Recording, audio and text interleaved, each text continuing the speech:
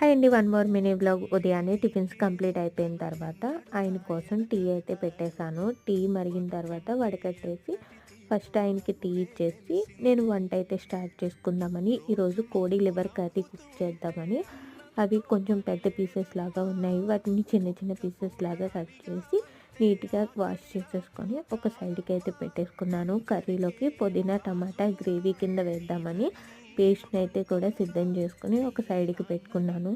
Full video మన ఛానల్లో upload చేస్తాను. ఇంట్రెస్ట్ ఉన్న వాళ్ళు కంపల్సరీగా చూడండి. లింక్ని కూడా ఈ వీడియో కింద అయితే ఇస్తాను. నేను చెప్పిన ప్రాసెస్లో కనుక ఈ కర్రీని ట్రై చేస్తారంటే టేస్ట్ చాలా బాగుంటుంది. ఇందులోకి కాంబినేషన్గా బగారా రైస్ కూడా కుక్ చేస్తున్నాను.